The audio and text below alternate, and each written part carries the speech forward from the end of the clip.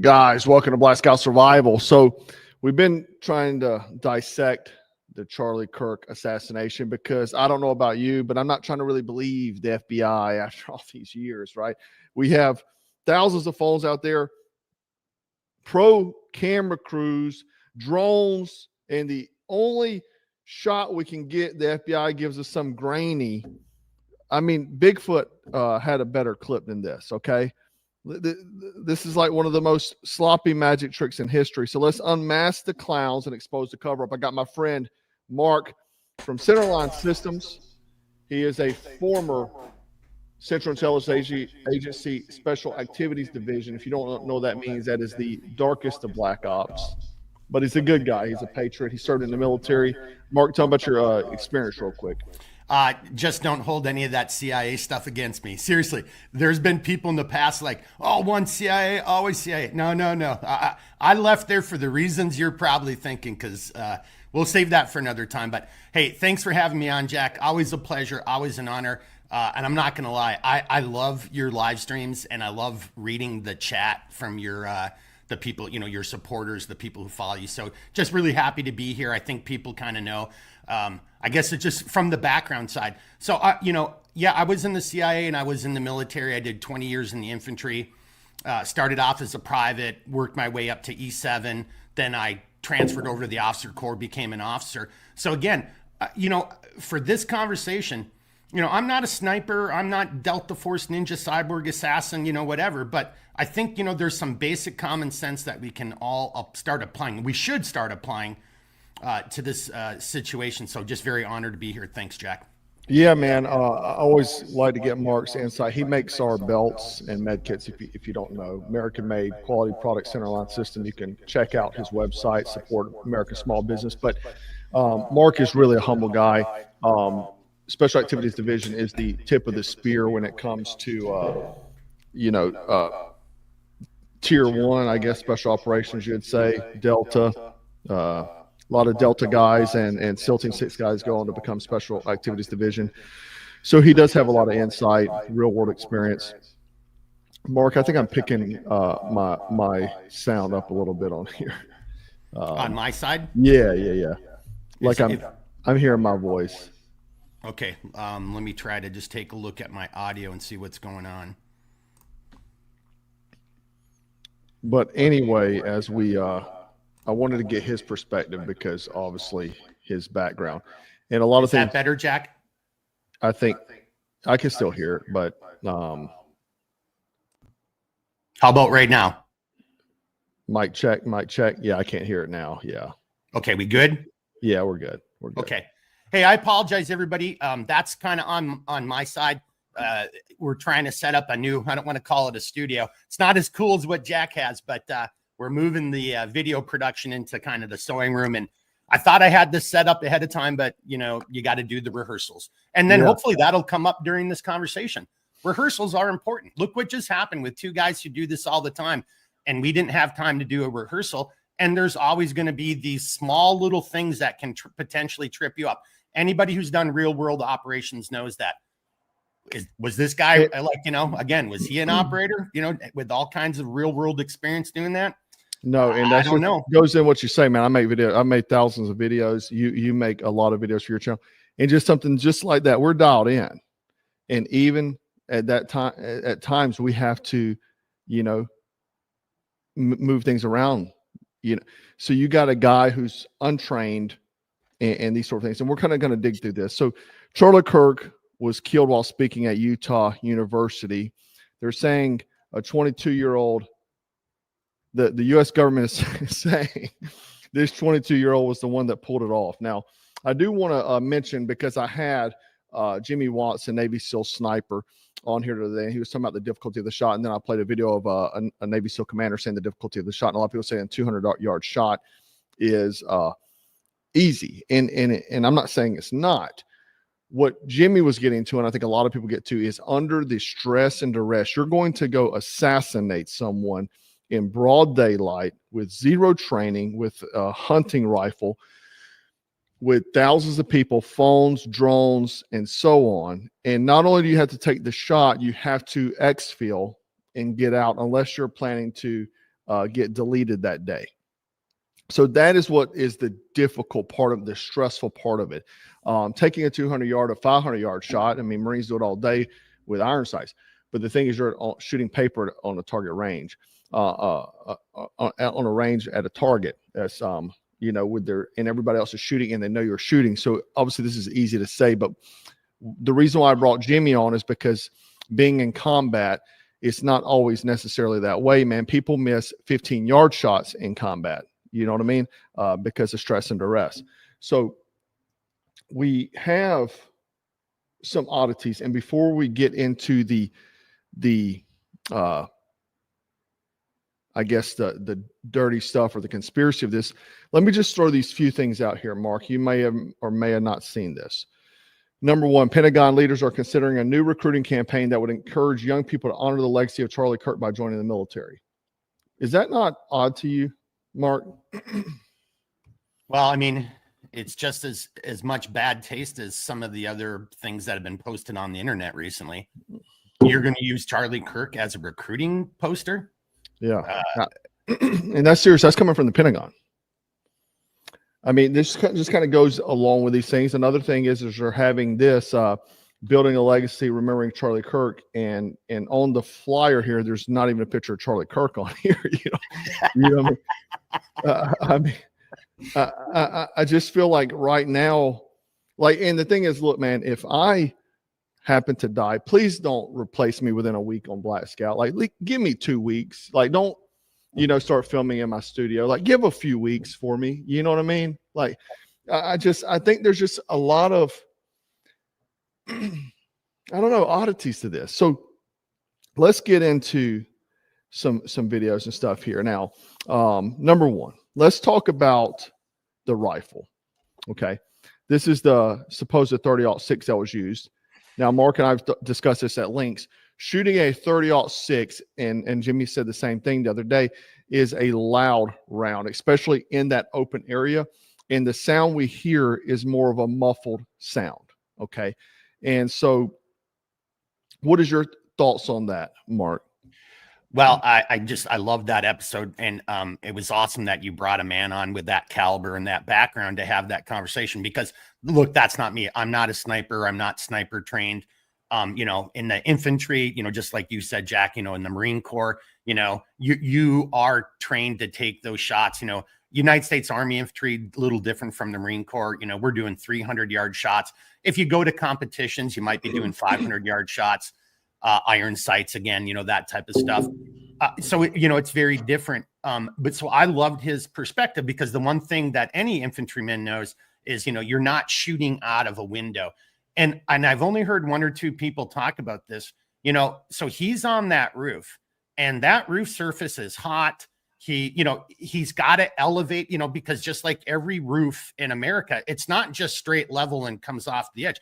There's a little, lip, it's got to keep all that, material on the top of the roof. It's part of the drainage. I'm just assuming here. I'm assuming that roof doesn't just go straight up to the edge and fall off. Maybe it does, right? But no matter what, where was his rest? If he was in this prone, so he would be in the prone unsupported at that point in time. Unsupported. So, yeah. Now we get another element of, okay, does this make any sense? And then I love Jimmy bringing up, he's taken a cold, it's a cold weapon, right? It hasn't been fired. And, and not to get into the intricacies of that. So again, I'm not a sniper, but I understand ballistics, understand how weapon platforms work. I mean, that was a great point. And then the confusion. And so I don't know if I'm kind of going in the direction you want to go at here, but, the confusion, the echoes, I love that comment. When there's one shot, you can better pinpoint it. You got a better chance of actually hearing, but you got to be considerate, or cognizant of the echoes that are going all around you in an urban environment. Yeah. I think it's called boomerang. So this was so bad. Yeah. Was it boomerang, Jack? Is that what the device is called? Yep. So, that is such a real thing that we created systems to help us triangulate, based on the sound where the sniper's coming from, because really all the rest that you have to rely on is the impact or a muzzle flash. Hey, I saw a muzzle flash over there, or I'm going down this hall, I'm moving towards you, and all of a sudden there's a round that impacts the wall in front of me. Well, the chances that it was shot at me from my 12 o'clock are very slim, because it would have either impacted me or it would have hit the wall at an angle, ricocheted, and then went past me. So, you know, it had to come at a perpendicular angle. It's very difficult to actually pinpoint that stuff in real movement, real contact. So I love Jimmy's comments on that. And I think that's just something that everybody should take a moment of pause and just ask themselves, hey, this guy was prone unsupported. And usually roofs, and we're going to play a video in a second. Okay. We can look at it, but usually roofs, I think, for pest control standpoint, are tarred so they get extremely hot, or they put gravel. I think that's usually what they do for industrial roofs, and roofers, you can correct me if I'm wrong, but I'm pretty sure that's the reasoning behind it, to keep pests and birds and stuff. If not, why not having a ecosystem growing up there? Now, Jimmy actually posted a video maybe 30 minutes ago. Okay, I don't know if you can see this, Mark, here, but let me get the video up here. I messed up. But I see it. This is a video, and you can see the round coming in between his legs. I'm going to try to slow it down for you here. You see that projectile there? So going along with the shot from the left-hand side, you see the projectile coming. This is super slow-mo.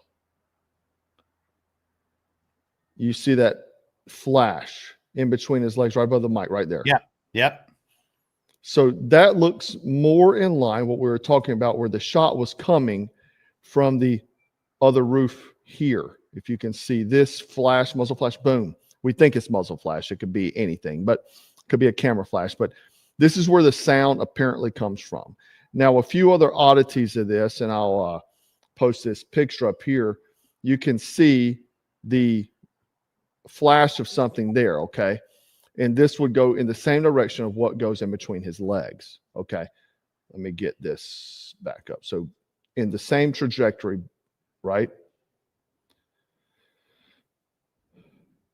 The other thing is that it came out with folks attesting acoustics analysis confirmed that near ground level, 70, 90 feet away, not a rooftop, a crack bang interval across all recordings with 0.08 to 0.14 seconds to 70, 90 feet distance. Speed of sound, 82 degrees Fahrenheit, 1,141 feet per second. Closest audio clip shows total crack bang overlap impact clear, less than 100 foot. So this would coincide with the idea that it would be from this side, as Jimmy believes, based off of everything he can gather. Okay. Now, if we look at also, let's just play, is it this clip? They're doing, because No. Let's just play this man right here. He's discussing the rifle. We also have video of him that has been discovered of him running across the entire top from like the front. And now let me Mark and I talked about this. This kid is hauling ass. Okay. This kid is hauling ass. We also have video of him that has been discovered of him running across the. He clears that roof. It looks like that's gravel. It looks like it's gravel. Okay. So hot. Entire top from like the front to back or whatever it is of the Lucie Center from where this is supposed to have happened. And for those that don't understand, not that I'm a weapons expert, but a 30-06 does not break down. I mean, you can pull the bolt, you can clean it, you can pull the wood furniture off of it, yada, yada. But that's not a quick process. So we got video of him running across the building, going off the side of the building. He jumps down, and the only thing he has with him looks like a small backpack. So for demonstration purposes, I'm going to show you something. Typical size on a 30-06 is 42 to 44 inches. Here's our 42 inches demo. I'm 5'11" for reference. Where was this at? I mean, you can't put it in your pant because you can't bend. And this piece of shit was hauling ass. If it was in your backpack, it'd be sticking up. It would fall out of that backpack, or I mean, you at least be sticking out. Noticeable. Even if you put it under here, You still couldn't bend your leg. And to my viewers that maybe have watched the video the other day where I stepped back and showed, I was like, maybe he put it under his arm. But even then, man, 42 inch, and that's on the short end of a Mauser, it's still too long for him to be able to bend his leg. He was bending his leg fine when he was walking. He had a little limp, but now I'm thinking because of the clothing change he had, that the limp was after the fact of the jump, because he was not wearing that clothing. He was wearing shorts on the, and who knows what the FBI saw. From the FBI, he was wearing a burgundy shirt and shorts. And then when he gets to the university, he changes clothes. Okay. And at that point, he's wearing this get up here. There is no rifle here. I'm sorry, man. There is no rifle, and a rifle's not fitting in that it looks like some type of tech backpack, like maybe something to carry a laptop in. You're not carrying a rifle in this backpack. It's not gonna, even if you remove the barrel from the stock, it's not gonna fit in that backpack. And there's no way in those tight pants. You look at his phone impression. His phone is extremely visible. Okay. You would see the rifle here. There's no rifle, clearly. Okay. Now, I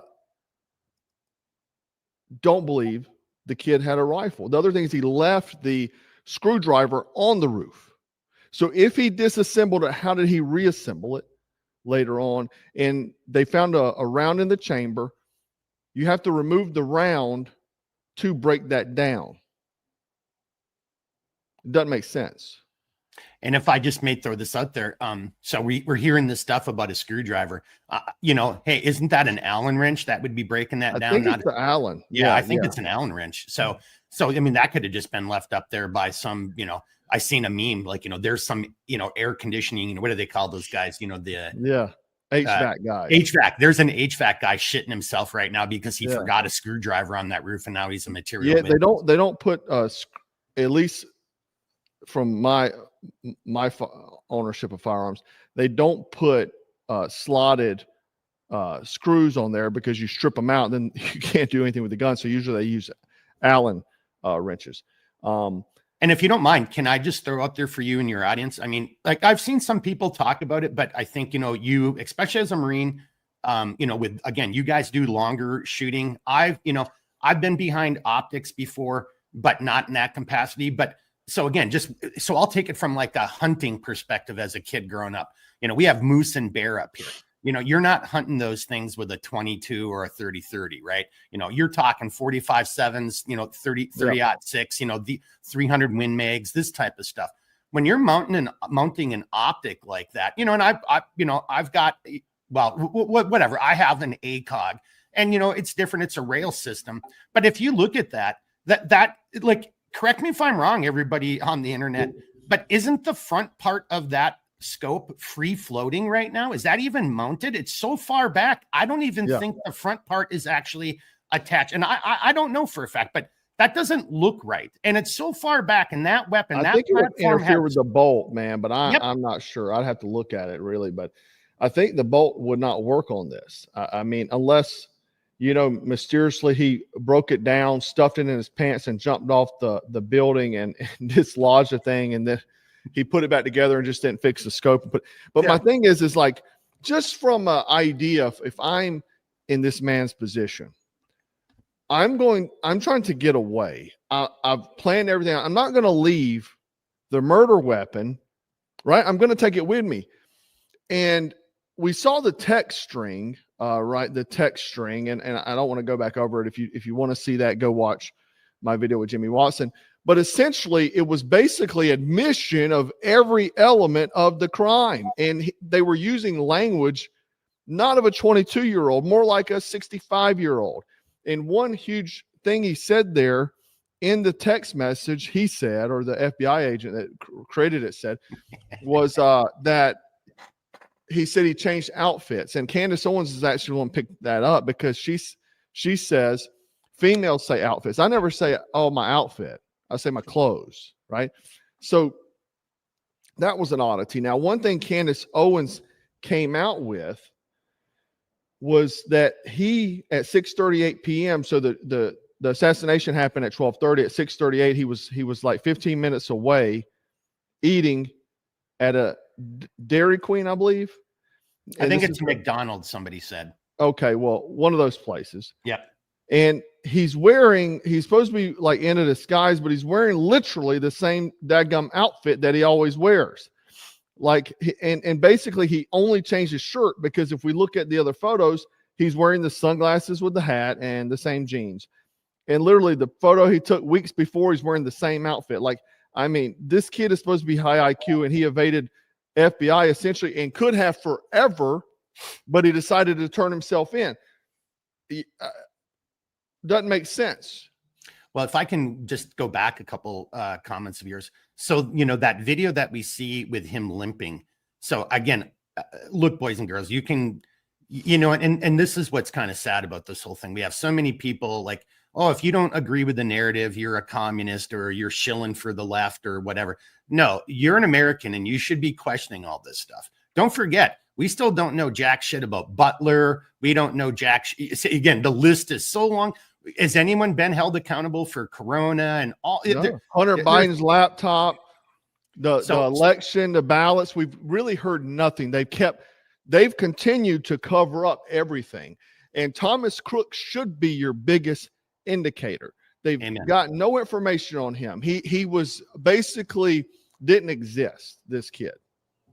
And no one seems concerned. No one wants to, like, you know, no. And so just before, you know, we went live, I think it's Redacted. That guy over on Redacted had a short little video, and I checked that out just because it was concerning this subject. And he's claiming that he has really high level sources that are saying the FBI is about to announce that they're just the investigation's over. We got our man. Just like it. These aren't the droids you're looking for. Nothing to see here. Move along. They and definitely closed down Ryan Rouse's case. I mean, yep.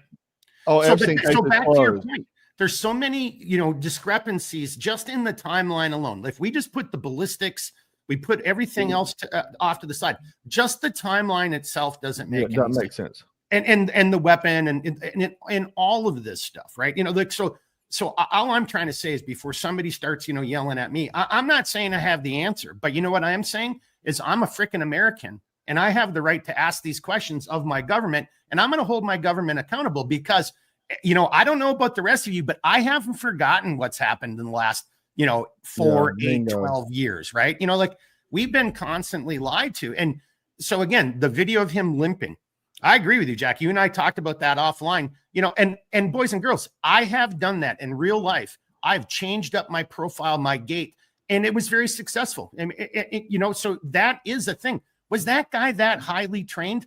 I highly doubt it. And it's funny because I said that in the first video. I said maybe he's changing his gait. And then I'm like thinking, I'm coming from somebody that's trained. This is some kid that doesn't know anything, right? And so why not supposedly. Show us the timestamp and prove that this was before or after the shooting. Again, where's the camera that was behind Charlie Kirk? Where's the other camera? You know, there's so many cameras. All we're getting is grainy footage. In today's day and age. Yeah, exactly. That's what we have.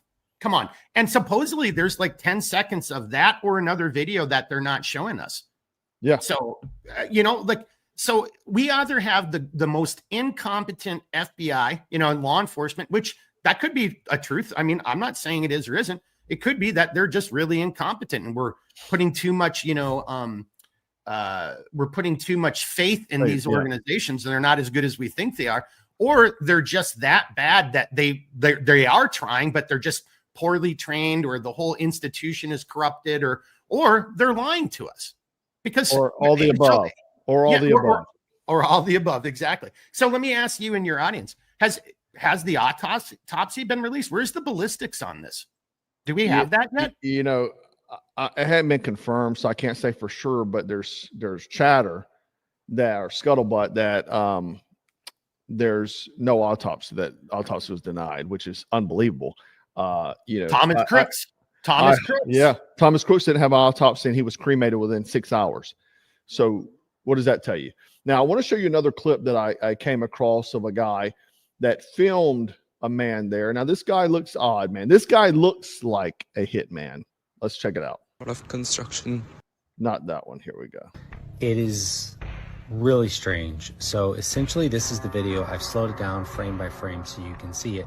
And you can see this individual here that looks... I mean, that dude looks like a hitman, right? Really suspicious leaving the Charlie Kirk event. And in just a moment, I'm going to show you some close-up images. Now, so here's just my brain. So So again, here's how I operate as a former CIA guy. That guy doesn't look like a hitman because he's too over the top, in your face. I'm a hitman, right? Yeah. It's the guy behind him who's looking at the camera, who's fat and old like me with that little sun hat on. That's your real assassin, not this dude who's, what is he? What is that movie? Like The Hitman, right? Yeah, he came dressed like a hitman. I mean, so he's wearing one leather glove, but look at this part here. But what's concerning, not only just the glove, but what's hanging out of his bag. I recognize that strap, and I think you know what that is. Yeah, possible This rifle is a sling. Yep, strap. that's what I was just thinking. Yeah, Off, quick AR-15, quick detach, also known QD as a swivel. sling. And when I tell you this, So that's odd, but maybe put on a camera. I mean, I'm not saying this is the hitman, because this dude looks like he's Mossad hitman for sure. He looks like he's in a Bond villain film. I don't know. If that's the hitman, then I think the thing that we all have to take a step back is we've overestimated and given too much credit to our enemy, to evil. So I'm serious. Satan is out there kicking our ass right now, and he's just walking around letting everybody know. But if that's what it is, well, then he's just really rubbing it in our faces. Dude, I mean, that looks like a Bond villain. I don't know if he has anything to do with it, but I wanted to throw that out for chat. I want you guys to tell me what you think. I don't know. Now let's get into if you don't mind, that's a great point. If you don't mind. So again, I've done real world disguise clothing changes in the real world, both in training and operationally. And you've got to really think about your clothing. This has to be done quickly, on the move. You're going through like a gap, right? Like, you're walking around a corner with a corner.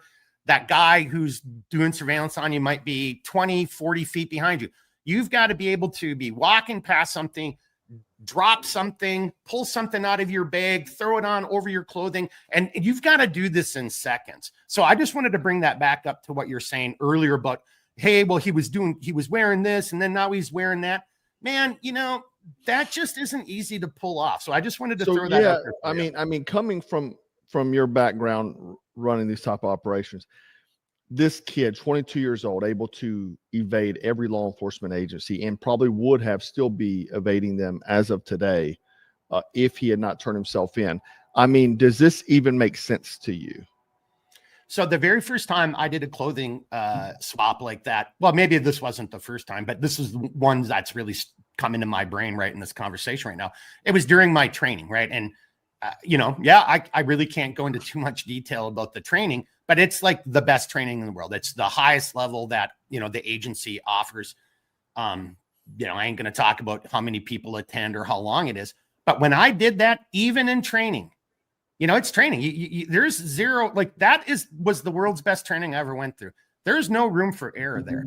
And just even that, back to Jimmy's comments, the sphincter was like, dude, I was watertight like a frog, just even when it's training, to be able to do that, the stress that's on you, even under a training condition, is incredibly difficult. So I want to just throw that out there, because there's so many elements about this. We should be asking questions, like Jimmy was pointing out. Like, I totally had think about something as stupid as land nav. Yep. Think about that. Anybody in the military that's done land nav, and how stressed and how much you second guess yourself on land nav, because you fool around and you're going to wind up, way off course, and then the rest of the time you're screwed. So, and if you're doing it with a time constraint, because you're doing it for expert a qualification course or something, and so I don't think people understand putting themselves into the perspective of someone trying to assassinate someone in broad daylight in the middle of thousands of people, or 1,000+ people.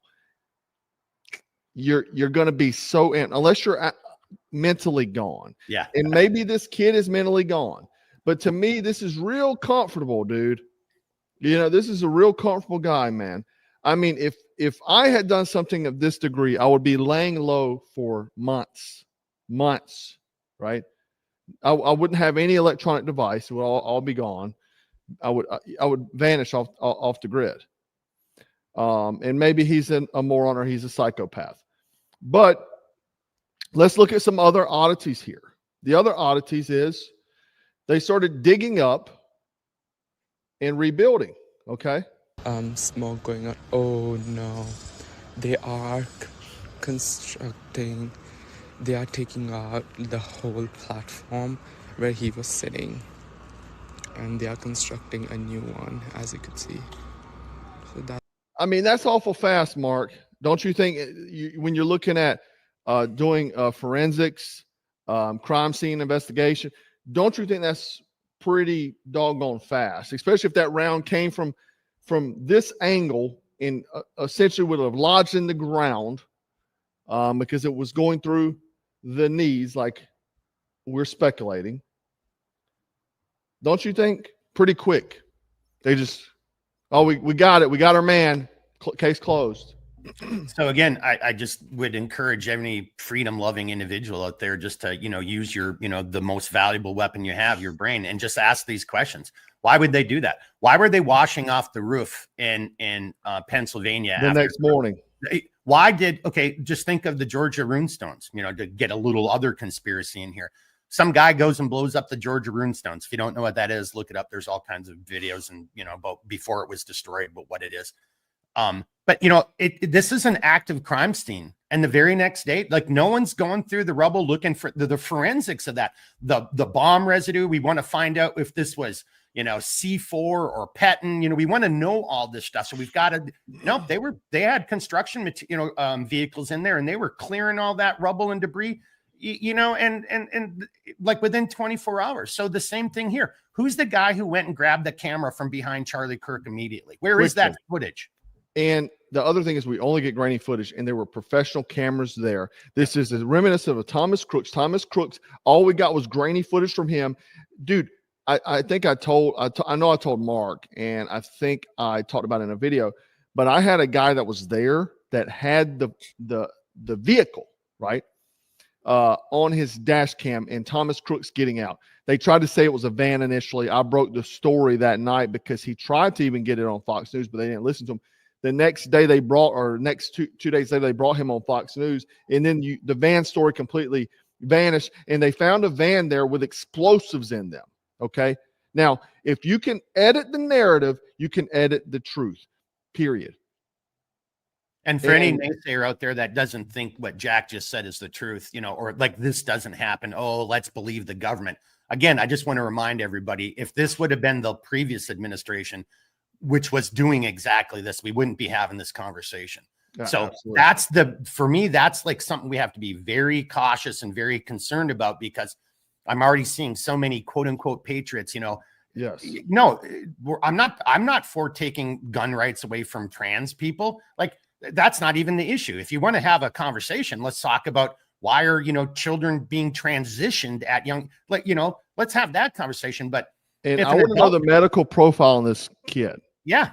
Were there SSRIs involved? I mean, all of these things are legitimate questions. And then again, going back to what you just said, how is all this evidence just constantly being swept under the rug? And we're just supposed to, again, I'm just going to say that for the people who are naysayers, like, oh, you guys you're playing into the left's hand. No, I'm not even remotely. I want justice. I want the truth. And this doesn't even come close to passing a sniff test. No. If this is what really happened, then give us the forensic data, give us the ballistics, give us the autopsy, release that other 10 seconds of video or show us the other video. Because otherwise, this is the same FBI who told us, oh, Butler just happened. We made a mistake, and Secret Service. It's the same damn government, boys and girls. I mean, Kash Patel, you got to be kidding me. Come on, man. They need to show us uncompressed CCTV drone masters with timestamps, MD5 hashes, and who controlled them between event and FBI custody.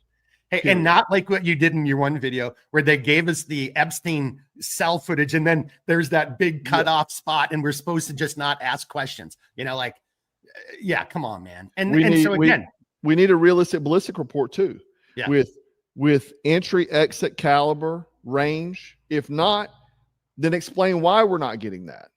And I don't want to hear because it'll hurt the family. I'm tired of hearing these excuses.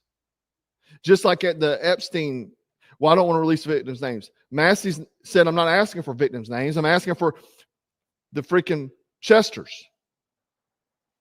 And just on that note, just like in Vegas, just like in Hawaii, just like in California, you know, after the event is over, things just get disappeared and under the rugs, like, you know, with Butler, Pennsylvania. Vegas, we heard nothing still to this day. Yeah. And you know, I'm telling you right now, there's no way Stephen Paddock did that.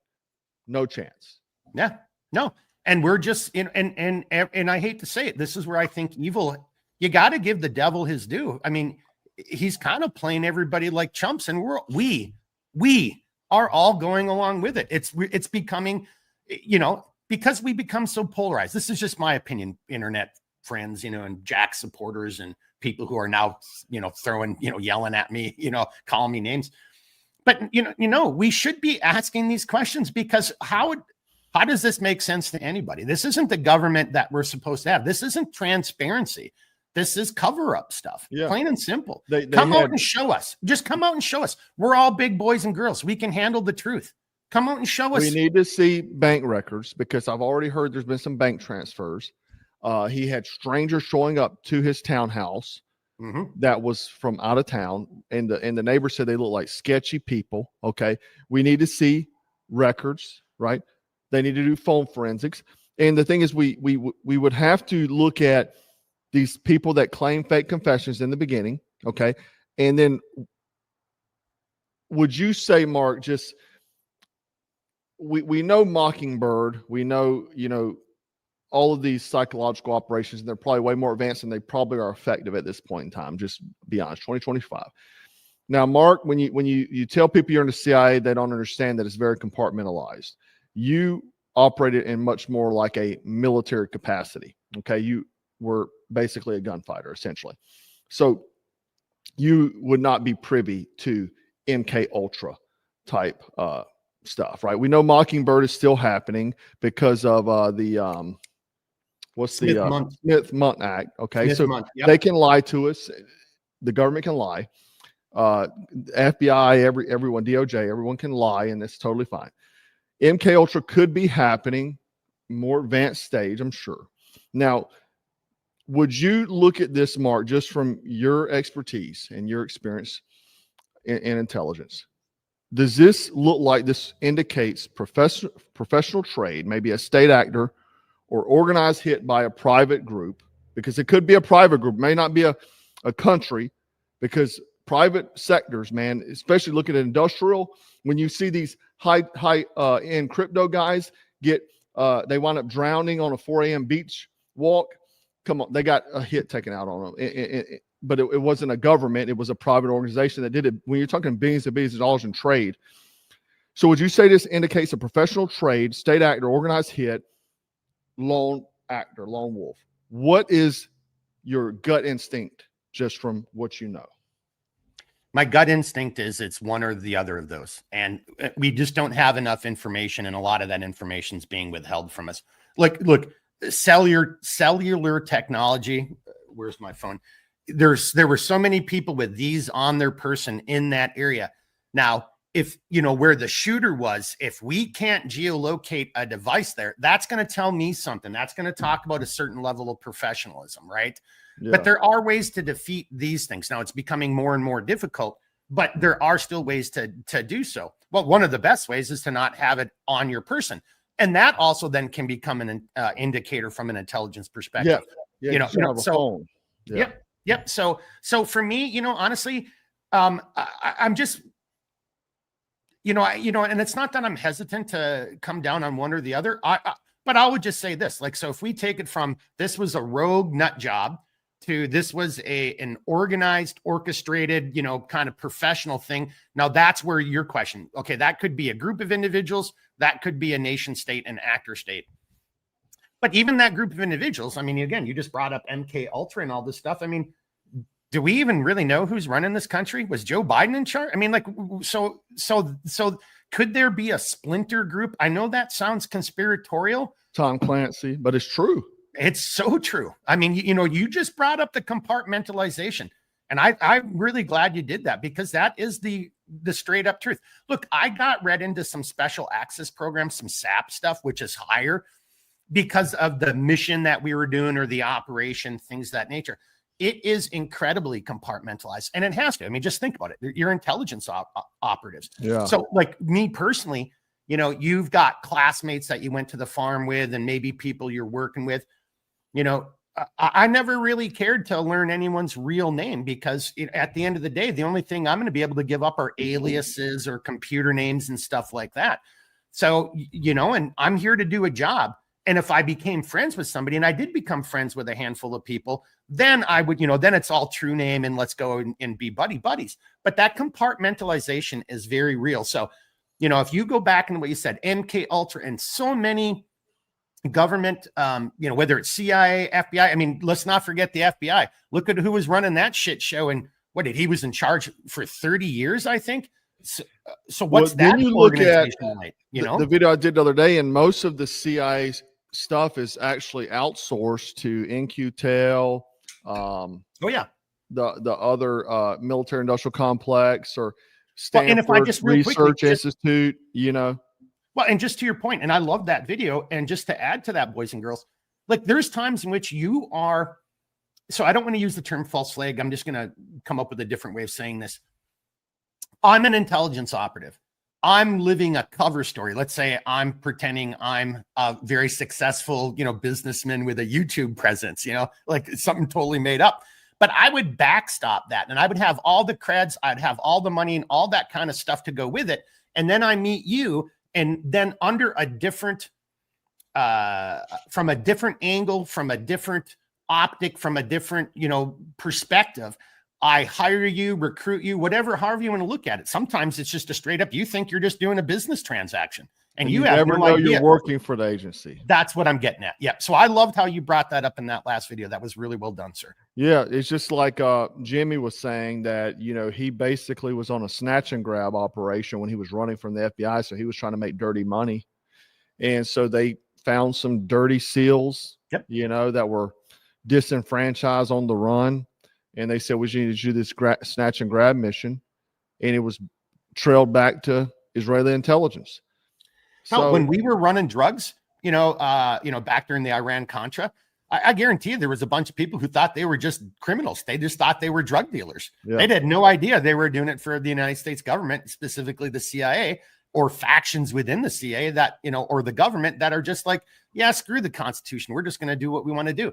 And I'm here to tell you, boys and girls, that's one of the main reasons I left. And I'm not saying I can point to something specific. It was just a general, okay, this place is effing evil and I got to get out of here, because it is a drug. So to your point, Jack, you could have so many people who, because of the money or the thrill and all these other things, who may not even question who they're really working for. And they're like, yeah, I'm working for Jack. At the end of the day, and I should be asking questions. Am I really working for Jack? This seems like I'm doing something that the government or, you know. Yeah. Well, that happened with in MK Ultra, I think no, I don't think it was MK Ultra. It was another operation that they were running, and they were running weapons through Arizona. And it turned out to be, they were criminals, you know, like a organized crime, and they were running weapons. And it turns out they were training and giving weapons to a Latin American country. I can't remember the details, but they were training them here in the U.S., and it turned out to be CIA-backed operation. Just look at Operation Gladio. I mean, you know, so again, for people saying, you know, oh, Mark and Jack are just talking. No, just go. The history's there. You know, one thing that I've learned in my research is that I don't know that we're always on the right side of history, if you get what I'm saying. And that's what has led me down this path. I mean, I was a survival tactical guy. You know, I've really changed gears, because the more I dig, the dirtier and more shit I find. And it's disturbing. I think a lot of people don't take the time to research these things. You know, I do want to mention this too, is that in the video, and I made a short about this, the guy in the white hat and white shirt that they said we're doing signals, and Jimmy and I also said the same thing. Snipers aren't waiting for hand signals, man. They got a radio in. Okay. Yeah. They're eyes on target. They're not looking, okay, boom, Anyway, that guy is Dr. Frank Turk. He's a famous pastor, because people are like, oh, because he's a pastor. He's a very famous pastor, more followers than me. And anyway, he was FaceTiming with his son. That's what he was doing on the phone, unfortunately. But that was Charlie's mentor. Okay, so Charlie and him were very close. What he said was, he made a video on YouTube. He's got a YouTube channel. And he made a video, and he said that even Charlie had been threatened.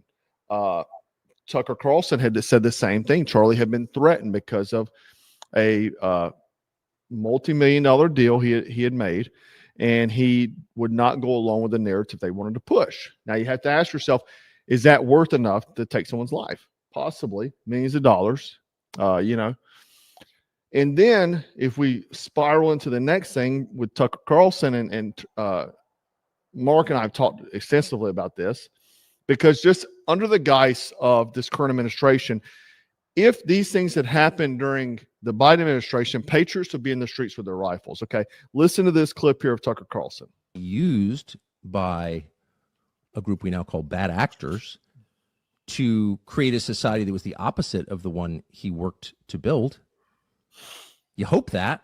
You hope that a year from now, the turmoil we're seeing in the aftermath of his murder won't be leveraged to bring hate speech laws to this country.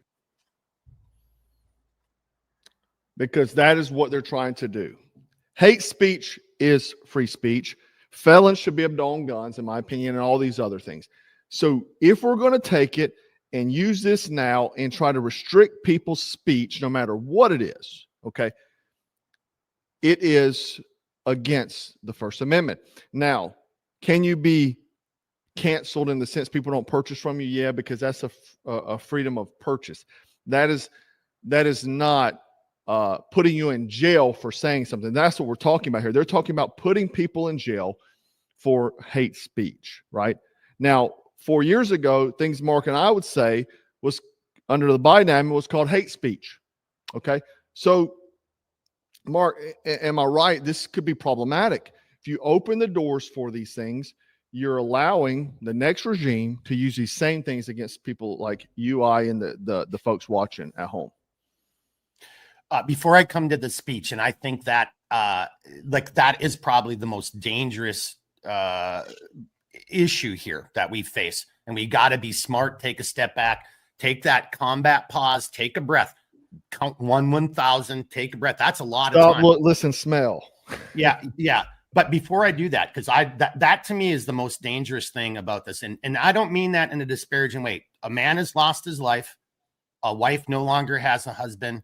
2 children no longer have a father, right? So it was ultimately dangerous for him, but it's dangerous for us as a people. So I think that, to me, this is the real issue, what you just brought up. But I just want to go back real quickly to 2 things you said about are these people making signals? Look, Jack is spot the F on. You're going to be running comms. You'd have a comm and a no comm plan. And your no comm plan, your if you want to call it your indirect, impersonal communications, arm and hand signals, they're going to be so innocuous at that level. So going back to your comment, Jack, was this an amateur? Was this a group of assassins, working for a private company, or, did they even know who they were really working for? Yeah. Or was this a state actor? In either of those scenarios, it wouldn't be Mickey Mouse amateur hour. No. It would be something so high level guys. Yep. Yeah. And that would be if your primary, again, Jack talks about PACE, primary, alternate, contingency, emergency. And that's a communications plan. I use it for other shit too, but it is basically communications plan. Yeah. Yeah. But then back to your point, I think that's the real threat. I mean, look, let's just call a spade a spade. I don't know if I'll defer to Jack if he wants to bring up some of the comments we've made recently about the situation we're in versus where we were in the last administration. But at the end of the day, just look around you, boys and girls. Do you feel it getting better? Do you think everybody tells me if I ask questions about Epstein, I'm a idiot. If I talk about, look, they want to pass laws where I can't even criticize Israel. Look, Epstein, for example, just on that, Charlie Kirk is assassinated in broad daylight. And then 2 days later, they shut down that whole Epstein thing. All of your elected representatives, with the exception of a handful, voted to shut it down. Yeah. So just start asking yourself. And now we're hearing things like trans people, we got to take guns away from trans people.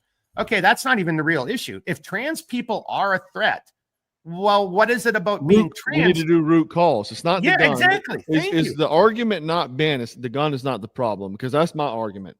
Yep. The gun doesn't do anything. It doesn't have a life. But we're got to do a root cause analysis.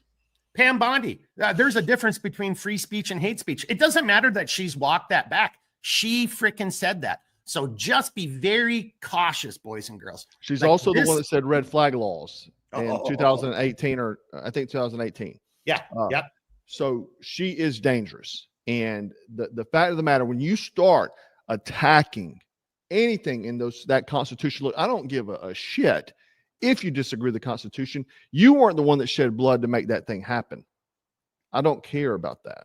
And at the end of the day, if you're not questioning everything you're being told, then you'll be led straight to slaughter. Because we have come to understand that no one is coming to save us. The government, the people in the government aren't in charge. The elected officials aren't in charge, right? And tons of dark forces, and we see that Charlie Kirk was a threat on many levels. He obviously he went against the narrative, which is always dangerous. Secondly, he was probably a presidential hopeful. And the fact of the matter is that he was very articulate. He was very intelligent. He could debate like a daggum grandmaster. Someone like that could be very dangerous if they get in power and they go against your narrative. And they killed him for it. Exactly. I just have a hard time believing some 22-year-old with eyes looking these directions here that was able to pull off this stunt. I'm sorry. I just don't. Well, and just on that note right there, you said it already once. I just want to circle all the way back to it. You know, we're supposedly getting the text messages, and like Discord is coming out and saying, yeah, I don't know what you're talking about, FBI. We don't have that stream of interactions. And that's then scary. if you look at, and you said it, I think you said 65. I would like to throw geriatric in there. Man, 22-year-olds don't talk like that. Man, you can't even understand a 22-year-old, man. If it's They're true using so much slang, I can't even understand them. If it's sorry, true, 22-year-olds, I can't understand you though. Yeah, but okay, I just got to add one more kind of funny but yet truthful thing. If it's true that he was dating a guy who was transitioning to be a woman, but also was a furry, do you think that text message exchange is what you would expect to see, how they talk to each other? No. Man, I got a bridge to nowhere to sell you if you think that's it. Come on, man. Listen, that's guys, like some geriatric, somebody who watches Gilmore Girls or something, it says. And listen, man, grainy Bigfoot isn't a forensic strategy. This is called a PR stunt. That's what this is, guys. And really, Mark, I appreciate you hanging out with me, man. Hopefully, folks in the chat, leave your comments. Let us know your thoughts, man. Yeah, 100%. I'm sorry. I'm questioning it. I'm gonna go with, I think it's coming from this direction here.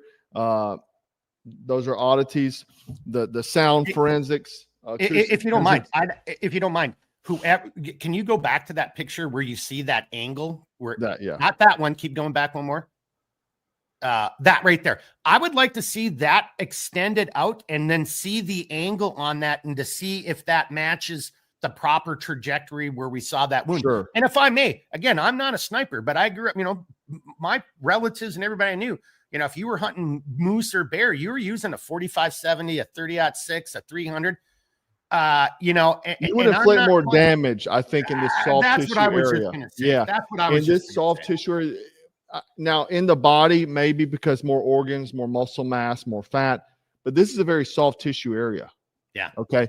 And for that size of caliber, I think it would have done more damage. I could be wrong, but yeah. Anyway, guys, I want you to let us know in the chat, man. Go follow Mark Centerline Systems. He has a great podcast as well. He's on Instagram, and he makes fantastic American-made products. He makes our belts and our medical kits. And great guy, great patriot. Don't hold it against him. He left the agency for a reason, and obviously he doesn't want to, disclose that type of stuff. But he's a good man, and he sees the evils that I think a lot of us see. and give them a follow, guys. Mark, I do appreciate you hanging out, man, giving us your expertise and experience. And again, thanks again, man. Hey, I appreciate you having me on. I hope your subscribers enjoyed it. And my final comment is just, look, I don't know where anyone else stands on this, but I have zero doubt in my mind, and I'm about to start doing, I'm trying to get this set up, and I took a break from social media, but we are in the proverbial existential fight of good versus evil. You don't see that going on around. I don't know what to say, but God bless, and may he rest. Let me just touch that real quick, because you brought. The thing is that, man, I've been a follower of Christ for forever, since I was a little kid. Obviously, I probably backpedaled, stumbled here and there, like anybody. I'm not perfect. I'm a sinner. But the thing is that as time keeps going, especially now, and if you've been following me for a while, it comes up a lot now, because I'm noticing a direct correlation towards a spiritual battle.